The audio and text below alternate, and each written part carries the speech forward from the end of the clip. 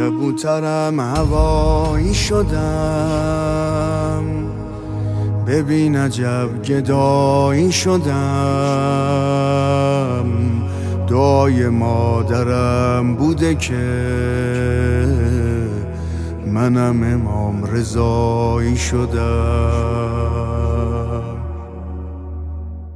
بسم الله الرحمن الرحیم. Assalamu alaikum wa rahmatullahi wa barakatuh, dear respected brothers and sisters, and welcome to another episode of Manners of Satisfaction. In these episodes so far, we've been discussing the morals and behaviors and etiquettes of our eighth holy Imam, Imam Al-Ridha alayhi salam, as narrated by one of his close companions who spent a number of years with him, Ibrahim ibn al-Abbas, who was arguably the greatest poet of his time. We've looked at some of the characteristics already and briefly discussed them in other episodes, and inshallah in today's episode we'll be continuing with the rest of the narration. Now, when Ibrahim ibn al-Abbas is talking about the holy Imam's characteristics and etiquettes, he mentions that the Imam never used to spit or burst into laughter, rather his laughter was just a smile. Now, if we think logically, what would it take for someone to spit while they're talking? Logically speaking, it would be that if someone is trying to talk at 1,000,000 miles an hour, or they're trying to get their words out as quick as they can, or they're speaking very passionately about a certain subject, they might not be watching how they're talking, how fast they're talking, how their tone of voice sounds. And it's natural sometimes when you speak, some spit would come out of your mouth. It's very important to take a step back and think about what it actually means not to spit when you talk. To not spit when you talk, you have to really concentrate on, number one, the way you speak, number two, the words you choose to speak of, and number three, the manner and tone of voice that you use. For example, if I was to speed up very fast and I was to just get this out of my mouth and just be talking really quickly, there would be a high probability that while I'm talking, from the edge of my lips, certain droplets of spit would be propelled from my mouth. But if I was to really slow down my speech, talk with better manners, really think about the words that I'm going to use, the way that my lips are moving, the way that I'm positioning my tongue within my mouth to get these words out, it almost becomes a difficult thing to do, because you really have to think about what you're saying and how you're saying it and how you're speaking to be able to really get it out without propelling any spit. Another thing mentioned in the same line is that he never used to burst into laughter. We might be in family gatherings where, for example, we're gathered with our elders, youngers, cousins, uncles, aunts, grandfathers, grandmothers, etc. And someone tells a joke, and within the 15-20 people, someone suddenly bursts into laughter. Now, immediately the reaction of the others within the room are, what's going on? Is this guy okay? Or how is that? It's a very abnormal way to react.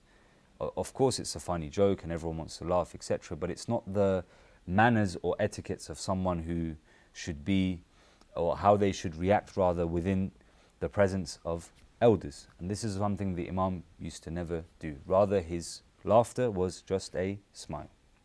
Another thing narrated by Ibrahim ibn al-Abbas is that the Imam used to sit and eat with his servants.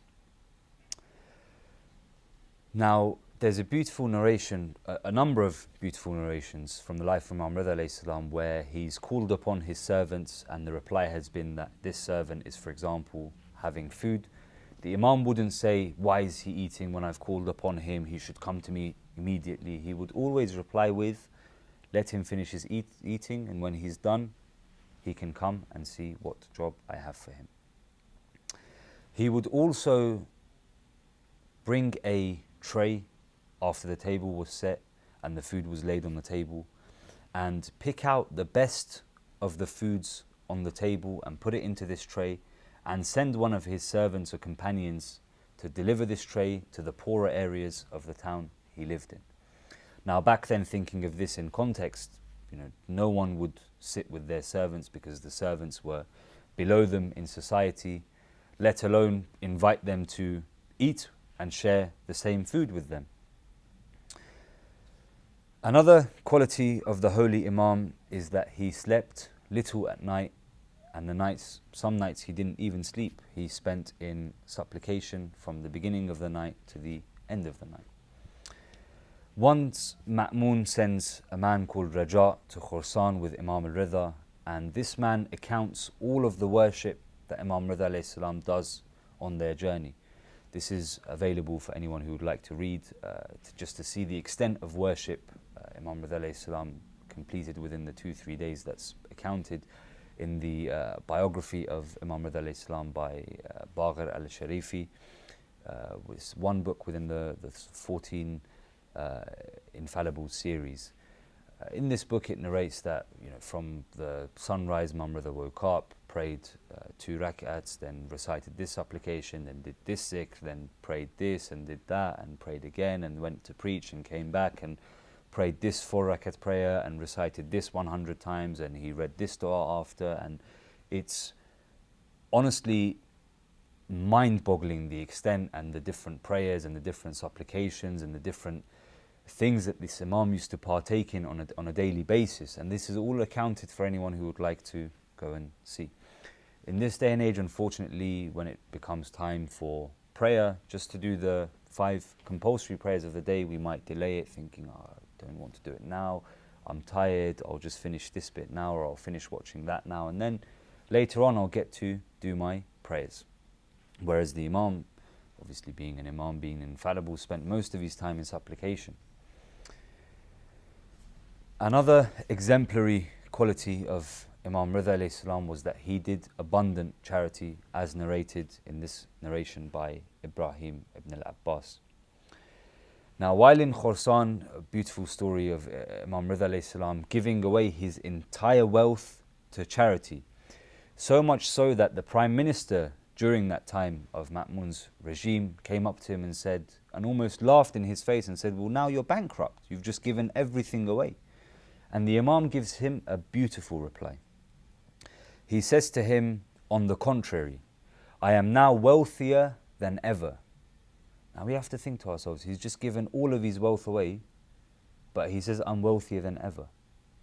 So how does this work out? The Imam continues to say, do not consider trading my wealth for God's rewards and pleasure as bankruptcy.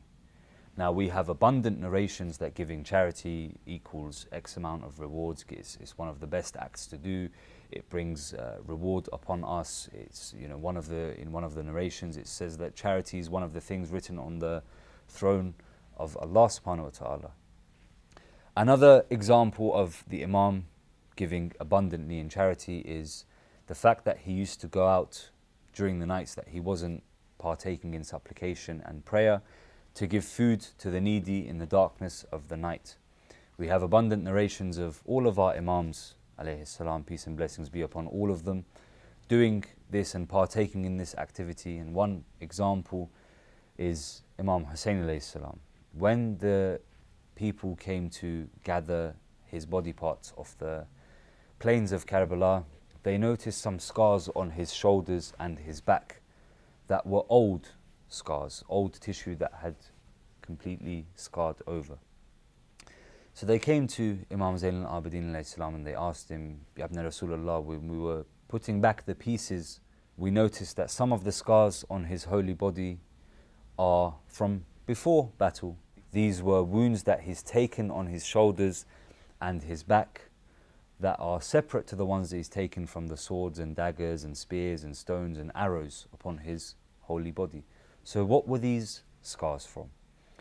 Imam Sajjad alayhi salam, Imam Zayn al-Abidin alayhi salam responds beautifully and says, my father used to go out in the darkness of the night with a sack on his back filled with bread and wheat and barley and wheat, and deliver this to the poor in the darkness of the night. We have another narration from Imam Sadiq alayhi salam, who used to go out in the middle of the night and deliver food to the poor. The narrations about Imam Ali alayhi salam, where he would go and give food to the poor and they didn't even know it was Imam Ali alayhi salam up until he passed away, and they realized that their food had been cut off since the day that Imam Ali had passed away, and they put two and two together and realized that it was Imam Ali alayhi salam giving them charity in the darkness of the night. This narration hopefully explains some of the beautiful characteristics of Imam Ridha alayhi salam that we can inshallah incorporate into our lives and use them on a daily basis to try and better ourselves and gain a closer relationship with the Imam of our time. Inshallah, may God hasten his reappearance. Assalamu alaikum wa rahmatullahi wa barakatuh.